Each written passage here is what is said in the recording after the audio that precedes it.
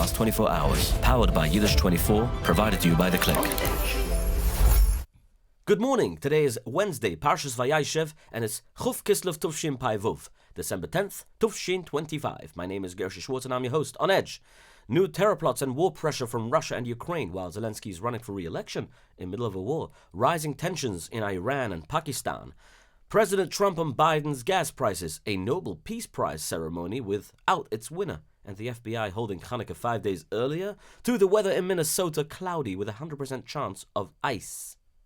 To enter a raffle for the full book Pen Pal collection, with all the books and a pen, call or text 845-671-1775, press 5, and leave your name and phone number and say Pen Pal on Edge for the drawing that will take place by Ezer Hashem Yisborach B'Linei the Sunday Erev Hanukkah.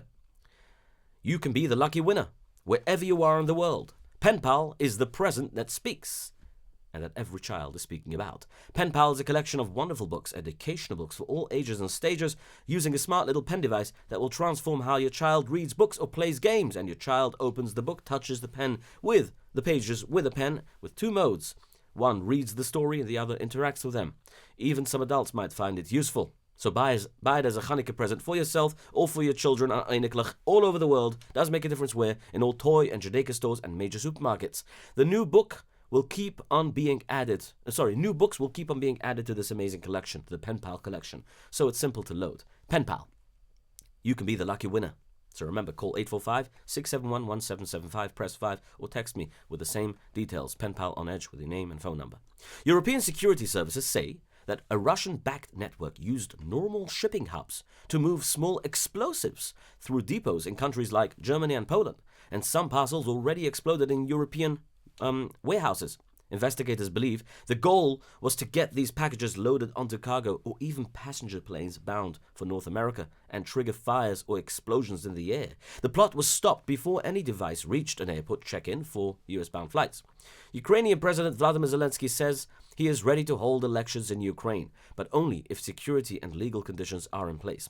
He told reporters that Ukraine could organize national elections within 60 to 90 days if the United States and European countries help ensure safe voting during the war, and if Parliament changes the law that now blocks elections under martial law.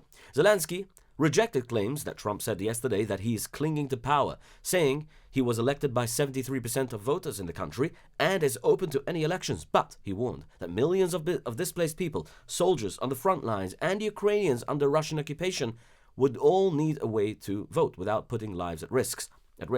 For now, most Ukrainian lawmakers still say that full elections in the middle of a large-scale war would be dangerous and could split the country in half internally while it is still fighting Russia. Russia's President Vladimir Putin signed an executive order calling up citizens in the reserve for military training in 2026, next year, in what Russia's state media describes as a routine annual move. Or maybe because they're losing millions of soldiers. In Indonesia, 22 people were killed in a fire at a drone manufacturing company office in Jakarta, Indonesia, due to a possible electrical fault. The blaze spread quickly through the building, while employees were still inside and several others were taken to hospital with injuries. Lithuania, has declared a national state of emergency because of a wave of balloons entering from the neighboring Belarus. Officials say smugglers are using these high-altitude balloons to carry cigarettes into Lithuania, and the government now calls this form of hybrid attack meaning pressure on the country using non-traditional tools instead of open war. The balloons have forced repeated closures of the Vilnius airport, with more than 60 hours of shutdowns, over 350 flights affected, and about 51,000 passengers delayed in recent months. 3 members of the Iranian Islamic Revolutionary Guard Corps were killed in a terrorist attack near the Pakistani border while serving at the Quds base and guarding the front line. IRGC says local residents helped them locate a terrorist hideout, and in recent days they seized a large amount of explosive weapons and ammunition that were being smuggled into Iran to spark unrest, including in the Urmia and Sistan Balochistan areas, or Baluchistan areas, whatever. They also say that they recently broke up a terror cell there and captured suicide vests in a province that has seen many attacks on police and civilians from groups like Jaish al-Adil, which Iran links to foreign intelligence and the efforts to stir chaos inside the country, to overthrow the government, basically, the regime, I would say. The head of Hamas abroad, Khaled Mash'el, says the group will try to reduce future attacks on Israel from Gaza, but he's refusing to give up weapons. In an interview with Al Jazeera, he says that disarming Hamas would be like removing the soul from the group, and he rejected any foreign or non-Palestinian authority ruling Gaza. Israel, Greece, and Cyprus are coordinating a multinational search for a private Israeli yacht carrying 5 people on board that lost contact on December 9th, yesterday, en route from Ashdod to Crete, I think it's called, in a storm. Israel and Thai officials held a short emotional ceremony yesterday at Ben Gurion Airport in Lod as remains of Sutisak Rintelak, a Thai agricultural worker, were prepared to be flown home to Thailand. Rintelak was killed during the Simchas Torah 2023 attack near Kibbutz Be'eri, and his body was taken into Gaza. Reports have said Hamas tried to use Thai hostages as a tool to try and destroy the Israeli farming industry, which was obviously influenced by Iran, which we reported 2 days ago here. Search teams inside Gaza Strip are still looking for the last hostage officer Rangvili, even though the Palestinian Islamic Jihad announced that it has released all the hostages who were in our hands, they said, and claims it no longer holds any captives or bodies. Last night, in Mount Pocono, Pennsylvania, Yuram Hoidoy, as they call him, Donald J. Trump, took the stage at what was supposed to be a speech about inflation and affordability, but ended up being a campaign-style rally. After his last rally there, for those of you who remember, in Butler, Pennsylvania, not far from there, President Donald J. Trump says he has repaired a total mess of an economy and driven gasoline close to $2 a gallon. In a new Politico interview, he said prices were at an all-time high when he took office, and that every price is down, including gasoline, at almost $2 in many places, he repeated. I like to repeat that like 15 times. Historical inflation records show that the worst inflation in United States history came during and after World War I, and again in the late 1970s, not under President Joe Biden, even though prices did rise sharply in 2021 and 2022. That's from, I have to take news from both sides, so this is, yeah. Donald Trump says he gives himself very high grades, he pats himself on the back for the economy. He tells voters that the lower gasoline prices they feel now are because of his policies, fact checkers say. The real picture is more mixed. They explain that gas prices move because of many things together: government policy, world oil supply, wars, and global energy markets, not only one president. Well, for those of you who look at the right side of the papers, will say that all these things that I just mentioned are happening because of this one president. At the rally, President Trump again targeted Congresswoman Ilhan Omar, and the rally crowd answered with chants of "Send her back" chants. He claimed that she is in the United States illegally, repeated the allegation that she married her brother to cheat immigration rules. The weather in Minnesota is cloudy with a 100% chance of ice. ICE, the immigration enforcement, immigration police, is very busy in Minnesota. Yesterday, they raided a Minnesota home, arresting 4 people. Tim Walz looks a little bit scared.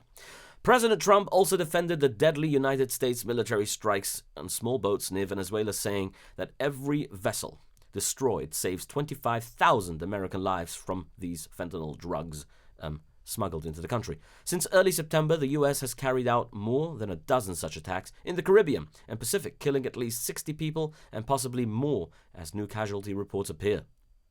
Pete Hegseth is still in trouble. From Congress. I don't know if he got back his vacation, he has to release the video if he wants to get vacation. President Trump has approved the sale of NVIDIA's powerful H200 artificial intelligence chips to China, which is a change from the strict export limits of the last few years. Under the arrangement, NVIDIA can ship these advanced chips to Chinese buyers, and the United States government. The United States government receives a 25% surcharge and all China-related revenue from these sales. The Federal Reserve is expected to cut interest rates today. Officials are likely to lower rates by another 0.25%, the same size as the last two cuts, because of the long government shutdown. The October jobs report and the October consumer price index were cancelled. So the central bank is making this decision with limited information. We still don't know who's going to be the next nominee. Trump doesn't want to say. A shooting at Kentucky State University in Frankfort, Kentucky, left one student dead and another critically injured. Police say it happened Tuesday afternoon near Residence Hall. Officers arrived within minutes, and campus police had already arrested the suspect, the 48-year-old Jacob Lee Bard from Indiana, who is not a student and is now charged with murder and first-degree assault. Officers say this was an isolated incident, not a random or mass shooting, and there is no ongoing threat to the campus. The injured student is reported to be in critical condition but stable condition, and the university has cancelled classes and final exams for the rest of the week, while students are given the option to go home. Nobel Peace Prize winner Maria Corina Machado will not attend or has not attended the award ceremony in Oslo today, and the prize is being given without her in the room. Machado is a Venezuelan opposition leader who has been in hiding under the travel ban from Nicolas Maduro's regime for years, was unable to complete the dangerous trip out of Venezuela. The Norwegian Nobel Institute confirmed that she would not attend the ceremony, and her daughter, Ana Corina Sosa, accepted the Nobel Peace Prize and delivered the speech on her behalf. In a message released by the Nobel Peace Prize Committee, Machado said that many people had risked their lives to try and bring her to Oslo, and she promised to continue to fight for democratic rights in Venezuela. For those of you who remember, she actually said that she does not deserve the Peace Prize, and Donald J. Trump does deserve it. She called him saying that. Former Chicago Mayor Rahm Emanuel is calling for the United States to copy Australia and ban social media for young teenagers. Did I pronounce his name right? Rahm Emanuel, whatever. Yeah. Basically, Australia's ban on social media for children under the age of 16 went into effect actually today. Reb David Wanunu will help your business survive, let's put it that way. No, he wouldn't help it survive. He would actually help it grow. Right now you're in survival mode. You can help it survive, but he can help you grow. Reb David Wanunu, get in touch with him. He's a great consultant. Call him 845-414-8100. That's Reb David Wanunu. Let's go to New York's local news a little bit, shall we? Bruce Blakeman, the Republican Nassau County executive and a Jewish politician from Long Island, has announced that he is running for governor of New York. His campaign sets up a Republican primary fight against Congresswoman Elisa Stefanik, also a Republican, with a winner expected to face Democratic Governor Kathy Hochul in 2026. 2 against 1, huh? U.S. Congressman Mike Lawler is asking the Israeli government and Prime Minister Benjamin Netanyahu to cancel new sanctions on American Israeli yeshiva Bachrim, young men learning in yeshiva in Israel. These sanctions and travel limits could block some dual U.S.-Israeli citizens from leaving Israel to visit family or take care of personal needs abroad. And Lawler says this is unfair to law-abiding American citizens in the yeshiva world. Good news for those who abide by kosher phones. Uber launched new kiosks at LaGuardia Airport to enable ride booking without the mobile app for people who don't have smartphones. The FBI's New York office is holding Hanukkah on the 20th of Kislev because they live in Chitzluras. I'm kidding. They held a pre-Hanukkah menorah lighting inside the headquarters of the FBI headquarters in New York Division. The assistant director in charge, Mike Driscoll, hosted the event and was joined by chaplains Rabbi Alvin Cass and Rabbi Avraham Abe Friedman, and the others to light the Hanukkah candles. CNE agents and community representatives all gathered for the ceremony, which was presented as a sign of support for the Jewish community ahead of Hanukkah, like they do every single year. The event highlighted security cooperation and outreach between federal law enforcement and the Jewish leaders in the city. Before we continue, a quick word from our sponsors, Shuama Delight, 26 Spring Valley Marketplace. Place an order on sdiy.store. Thursday night, they open till late. You can always order shawarma. Enjoy yourself with a shawarma. Stay on edge to get a free drink. YS Capital Group, 718-831-2168. To get yourself a loan, no closing costs. You can call them to find out, 718-831-2168. Arrive Express, Monsey, taxi, 845-622-1111 from the airport back, wherever you go, from Monsey or back to Monsey, New Jersey to Monsey, New Jersey. Today is the OBGA. the exhibition. So for those of you going and traveling, you can from Muncie to the OBGA to New Jersey. You could book a taxi 845-622-1111. If you're Monroe, call 845-254-1111. Now, Protobyte. If Protobyte has ever made a website, it's always been a success. People call me all over to tell me that they've worked with Protobyte and they're very happy with him. So Protobyte can design your system, your complex system, website included in the system, obviously.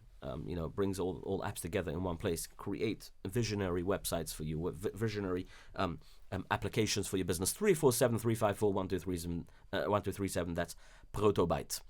Okay, and on Edge News, for those of you who want to know, the next ad, I think it's the next one. It's not, probably not the next one. Okay. All right, whatever, it's fine. But I thought I have it on display, but I just want to tell you, On Edge News is available for you in Yiddish right now on Yiddish24. For the last half year, we've been giving it in Yiddish, and now we started doing this in English. We want this to grow, so please help us subscribe to the channel on YouTube, and also, tell your friends about it. And it's kosher, it's clean, it's great, and if you have any comments or feedback, please call me 845-671-1775, and press number 5. Now, don't confuse the raffle. You can also enter the raffle if you do that. But, yeah. Historical facts of the day provided to you by The Click. Rav Yochanan Twersky, Zeicher Tzadik Kudish Rucha. Rav Yochanan Rav David Twersky, his Yortzeit is today.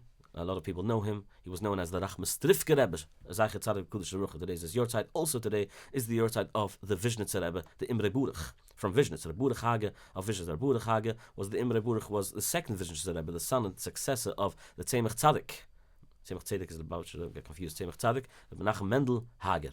Also today, Chuf Kislev, is a day in between two major 2 big days. Let's put it Hatzulas, Yom Hatzulas.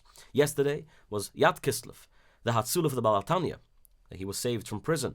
And tonight is Chuf Aleph Kislev, where the Satmar Rebbe, Harav Aguna Tzadik, who Admer, Misatmer, Reb Yoel, Teitelbaum, was rescued from Bergen-Belsen concentration camp along with 1,368 other Jews. So, I guess it's a very holy day. It's a day of unity and achdus, I would call it, because it brings both together, both great Gedolim, both powers of the world, powers that made a difference in the world until today, until this very day, and continues to do so. So, with that power, let us daven to Hashem to bring Mashiach. Stay informed and stay on edge, and we'll see you Be'ezer Hashem Yisburach tomorrow. Your daily report of the news of the last 24 hours, powered by Yiddish24, provided to you by The Click.